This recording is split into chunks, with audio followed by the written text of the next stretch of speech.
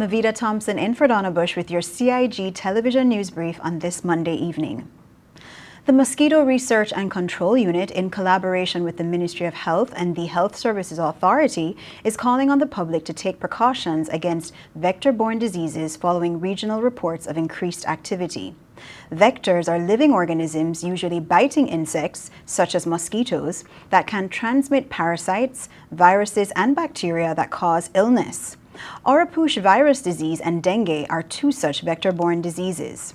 Sure. So we've seen an increased activity of mosquito and vector-borne diseases recently. There's been some dengue outbreaks that have been happening over last year and continuing into this year. We've also been noting that there's been an increase of Oropouche cases.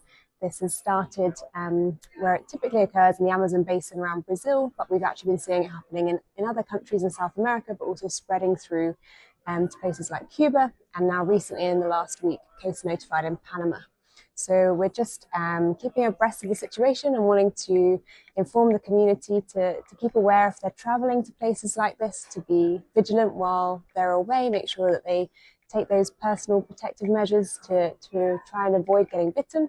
And also just to be aware when you return, if you do experience any symptoms, things like rash or fever, then to please go and seek medical care. We have the testing capability for all of these conditions, so we're well set to be able to identify them, but it's really important that we stay aware and protect any further cases from happening. While the Cayman Islands does not have community transmission of either disease, there has been one imported case of Oropouche fever and several imported cases of dengue fever this year. First of all, for mosquitoes that carry arbovirus, they are very connected to human population, so they are very urbanized, which means that you should take care of your yards, of your area, for collecting water recipes everywhere. Even a plastic bag thrown away can collect water. It can be a breeding site. So this is the first measure. After that, you should avoid to expose yourself too much. So if you are suspicious or you know there will be an outbreak of arbovirosis, maybe dengue, you should use skin repellent, you should use long sleeve, and you should try to avoid to be exposed as much as you can. The Cayman Islands is well prepared to address vector-borne diseases thanks to the close collaboration between MRCU, the Ministry of Health, and the HSA. These agencies work together to conduct surveillance, provide testing, and implement targeted mosquito control measures. The public is also reminded that we play a vital role in reducing the risk of vector-borne diseases. In other news, the Health Services Authority has achieved a significant neonatal milestone as baby Ella became the first newborn in the Cayman Islands to receive full therapeutic hypothermia treatment for hypoxic ischemic encephalopathy, or HIE. HIE is a condition that may result in brain injury due to a lack of oxygenated blood around the time of birth.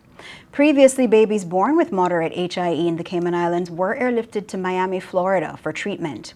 With the introduction of this treatment locally, parents can remain on island, reducing the emotional and financial strain of overseas transfers. The Health Services Authority's newly appointed consultant neonatologist, Dr. Robert Beaumont, shared the significance of the milestone with CIG TV, stating that having the ability to offer such specialized care on the island ensures that families can remain together during critical moments.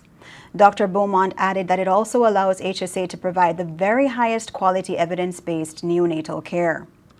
The Health Services Authority has been steadily updating its neonatal equipment to better serve newborns with complications. The Neonatal Intensive Care Unit now has specialized neonatal ventilators designed for the smallest babies, the latest generation of LED phototherapy lights for treating jaundice, and cooling blankets for babies who have experienced oxygen deprivation at birth. Meanwhile, on Friday, November 22nd, His Majesty's Prison Services Northward hosted a special ceremony to celebrate the remarkable achievements of 15 individuals who have demonstrated incredible resilience and determination in their journey toward rehabilitation and reintegration into society.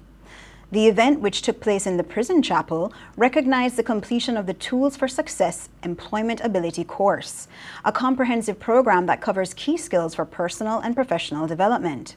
The course, delivered by Dr. Dwight Sims, Programs Administrator and Instructor, comprises 13 modules designed to prepare participants for success in the workforce.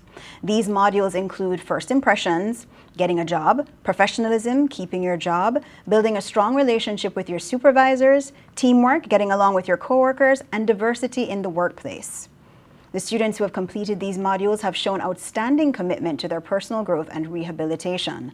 Their successful completion of the course demonstrates not only the importance of education and skill development in the prison setting, but also the transformative power of rehabilitation programs in fostering positive change. When issuing a statement of the certificate presentation ceremony, a spokesperson for HMP Northward noted that special commendation should be made to the Ministry of Home Affairs Director of Prisons, Mr. Daniel Greaves, Acting Deputy Director of Rehabilitation, Mr. Richard Barton, the program developer, Dr. Dwight Sims, and Deputy Director, Mrs. Clara Range. Now for a look at this evening's weather. Forecasters at the National Weather Service say remnant moisture associated with a dissipated stationary front over Jamaica may spread across our area over the next 24 hours, supporting an increased chance of cloudiness and showers. Fresh northeasterly winds along with moderate to rough seas are expected to continue across the Cayman area as a high-pressure system builds over the southeastern U.S. Radar images show isolated showers in and around the Cayman area. The outlook calls for a decrease in cloudiness and showers from Tuesday evening. Fresh northeasterly winds and moderate to rough seas will continue across the Northwest Caribbean as a high-pressure system remains anchored across the southeastern United States. Remember, for the most accurate weather information, you're encouraged to go to weather.gov.ky. That's it for this evening's news. Don't forget to like, share, and subscribe to the Cayman Island Government's YouTube channel for the most accurate local government news. I'm Lavita Thompson, in for Donna Bush. Have a wonderful evening.